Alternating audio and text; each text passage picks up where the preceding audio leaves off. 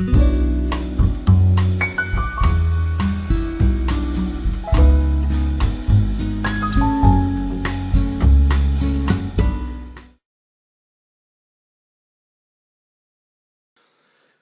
there, everybody. Welcome back to my living room. A month ago, James Griffith started a thread where he wanted us to talk about different comeback albums or comebacks. And it was a very interesting subject. I have a little split feelings when it comes to comebacks. They can be good, they can be bad. I'm a huge sucker for when an artist from the past, and of course, most of all from my own past, that I liked when I was younger, all of a sudden makes a comeback on the hit charts, manages to come back and tap the younger artists on the shoulder and say, hey, I'm not dead yet, I can still make hit songs like you do, and reach out to the fans. I love that. On the other hand, there are some, that is of course depending on the music. There are a lot of artists that have made comebacks that feels totally unnecessary. The music hasn't developed one bit, or sounds almost like a more boring version of what they were when they were at their best. So a split feeling when it comes to comebacks, but most of all, I love when artists can make a comeback and reach the hit charts again with something that that really makes them big again. So James, you had 6 different kind of categories, but you also said that we can make categories of our own. So I have spared 3 of your categories and made 3 of my own, and hopefully this will be a interesting video in some kind.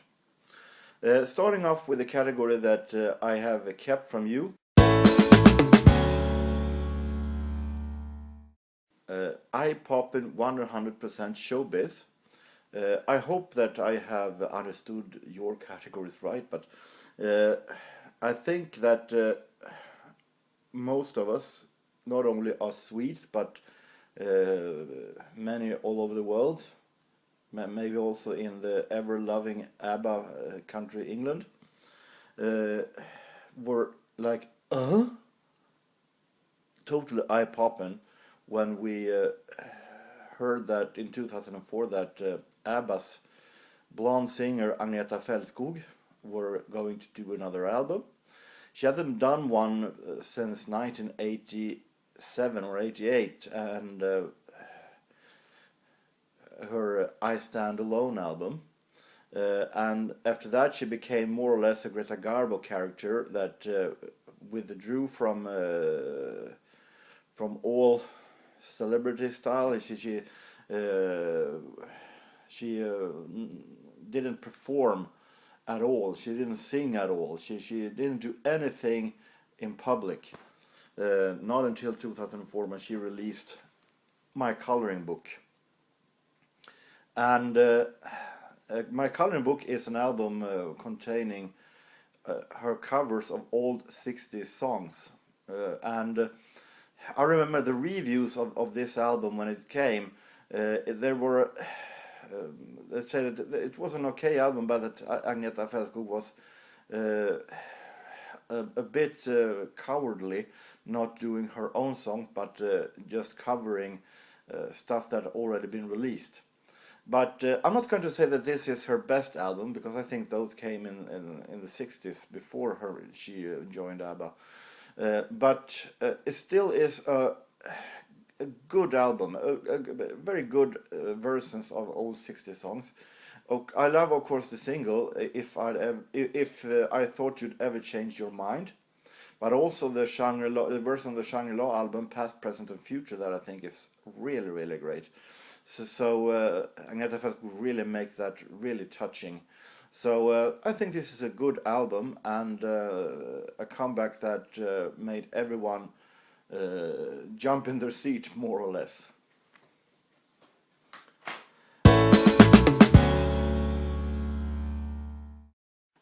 Next, I have made it's a category that I made on my own called Better Best Forgotten. And here is what I talked about, comebacks that didn't leave you happy at all, that was a pure disappointment, or that you felt like maybe this band would have better best if they had been left alone. That this comeback album was Better Best Forgotten. And in this case I'm talking about a band that were so awesome in the 80s. I discovered them pretty late, and when I found this album back maybe 20 years ago, I was still searching for albums with them. So when I found this one, I was very interested at first. I'm talking about Ultravox and their album from 1993, Revelation. The album before that came in 1986 and was the Uvox album. Not the Ultravox best album, but it still had Mitch Ure and one vocal. It was great melodies, even though they tried to move away from synthesizers, and it was maybe a little stale, but still it worked. In this album, the only surviving member of the band, surviving as in the member who still is in Ultravox, is Bill Curry.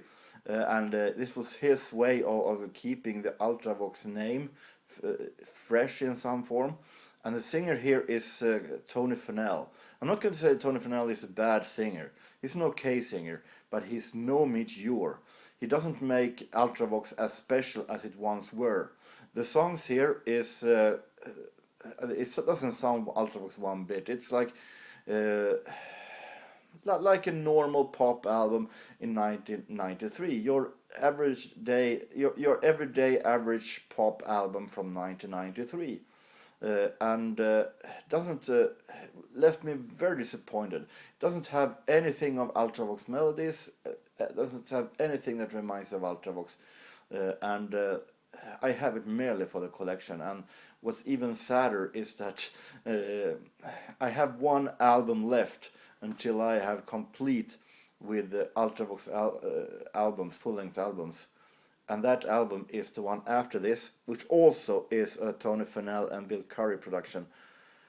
And I have a feeling that that will be just as boring and bad as this one, but I need to have it for the collection. But I'll deal with that when I find it. Still, this is an album, a comeback album that was Better Best Forgotten. I have the category I have kept from James Griffith, Pigs Will Fly. I love that that name. This is a band that absolutely no one thought could ever return, would return, because the band were split up everywhere and they were not friends with each other anymore. First, the brothers Gold, I'm talking about Level 42. First, the brothers Gold disbanded left the group, and for some years it was only Mark King and Mike Lindup who were Level 42, and or at least the faces of Level 42. Then they had as far as I remember, a pretty ugly breakup. And they had a feud on the name of Level 42 that Mark King was winning. So and he wanted to pursue a solo career. So with that, Level 42 was more or less dead. But in 2006, Level 42 managed to come back and release the album Retroglide to many, and most of all my surprise, I never thought I would see a Level 42 album again. It was definitely like the day when Level 42 released a new album, that day pigs will fly, and I don't know if it did, but it felt like it. This is I'm not going to say that it's better than their famous albums in the 80s, but this is also a really good album still, that sounds nothing like Level 42 used to do. It sounds a little like Chicago in the 60s, early 70s, with a lot of jazz rock style. And even though the melodies aren't close to Chicago, still it is a really great album that is really, really great produced and has really great feeling and great mood.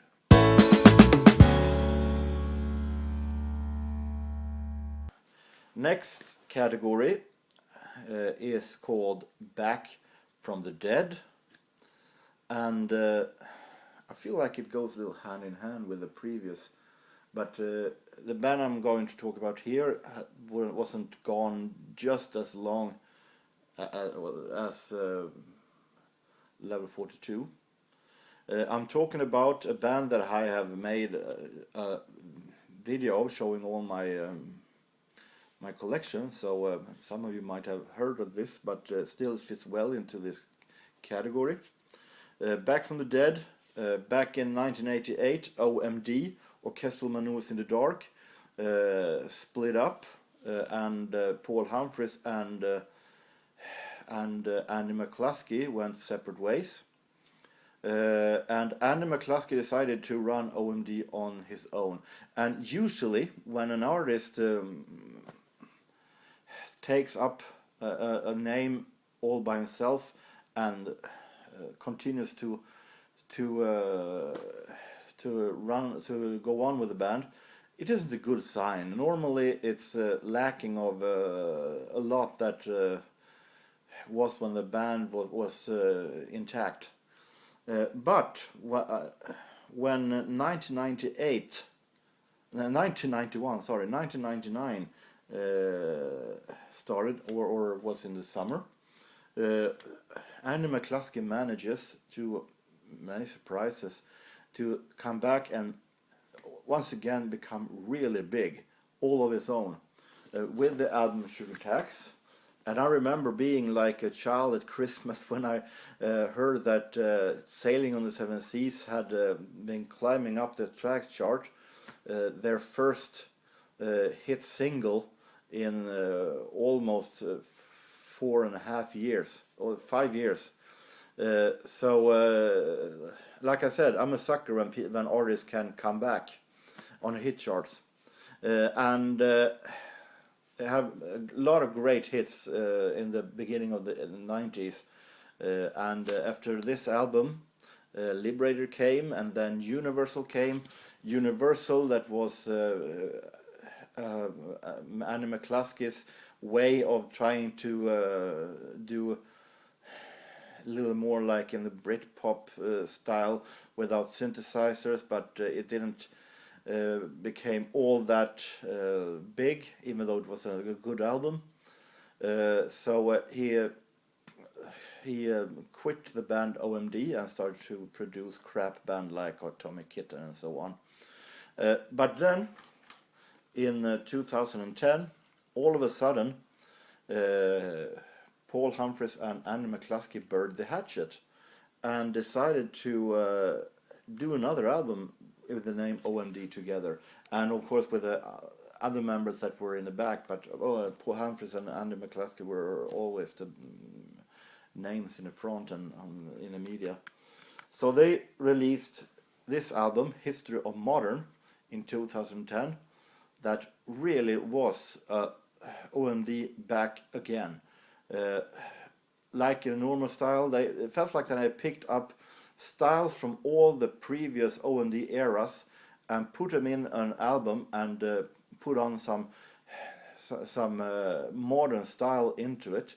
It was a really great album, and I love the touch. If you look at this, they have, even though it's a CD, written side 1 and side 2 to have the complete 80s feeling with like it would be an vinyl album. So this was an album that really for me was back from the dead.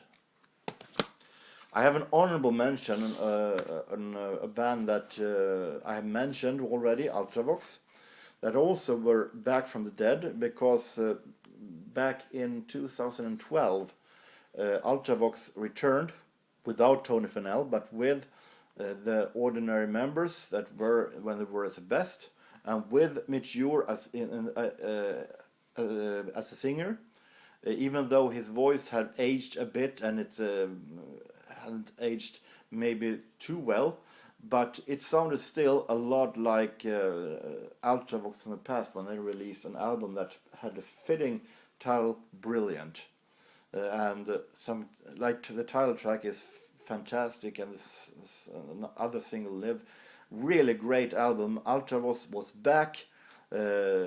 Revelation was not existing and was totally forgotten, and really great album, really back from the dead album. Next one is a category that I have created on my own. I call it Against All Odds. Also a story that I told before, but also fitting for this category. I'm talking about an artist that had everything against them. They after one successful album, the band had huge problems, and it never looked like they will ever be back together again. And we're talking about huge personal problems, but still, when they returned in big fashion and continued like nothing happened, against all odds. And then I'm talking about my favorite band, Depeche Mode. Back in 1993, they released Songs of Faith and Devotion. That was a really great album and was a pretty good success. But in the background, there were huge problems with Dave Gahan having huge drug problems. Martin Gore had drinking problems. Andy Fletcher had a nervous breakdown, and Alan Wilder quit the band. And Dave Gahan nearly died because of his drug problems. So it didn't look like Depeche Mode would come back ever again. And if they still manages to do that, what would it sound like? However, back in 1997, 4 years after that, as many of these artists are from the 80s, which is one of my premier decades, we're not talking about decades of being gone, but still there are comebacks. And when Depeche Mode returned in 1997 with Ultra, and that became a huge hit with a clean Dave Gahan, a clean Martin Gore, a fresh Andy Fletcher, and this one became a hit like every other Depeche Mode album. I was so happy because they managed to return. People had accepted them and accepted Depeche Mode like before, even though they had their problems, even though the problems were widely known all over the world.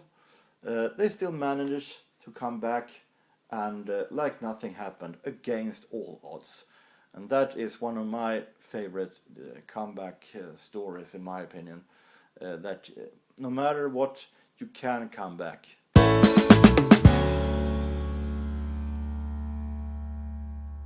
Finally, a category that also is one of my own. I call it Change of Guard.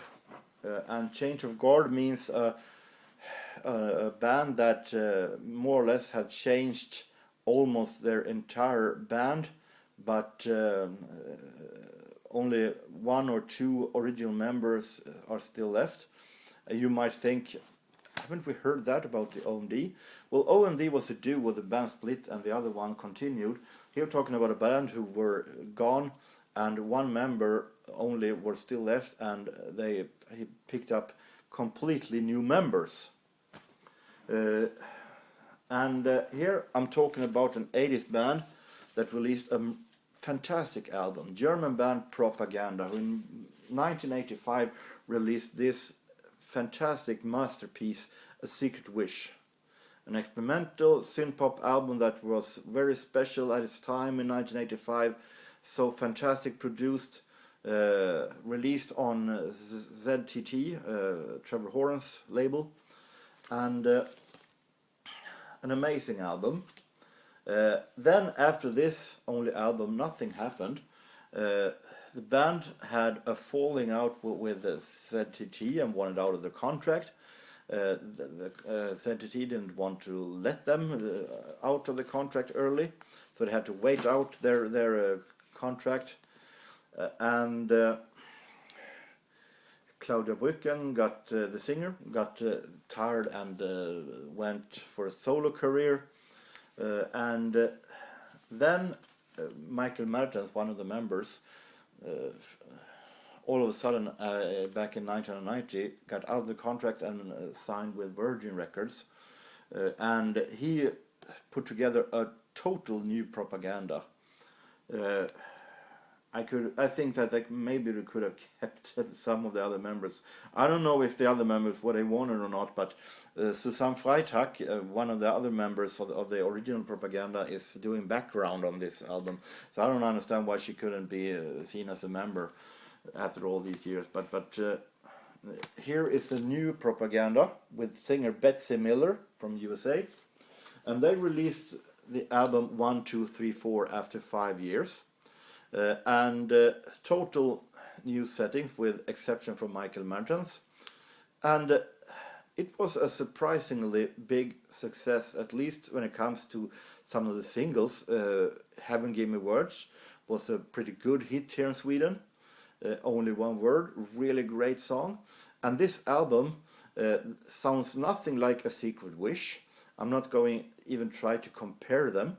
This is, if A Secret Wish is a more experimental album, this is more of a normal pop album with special harmonies and a great pop production.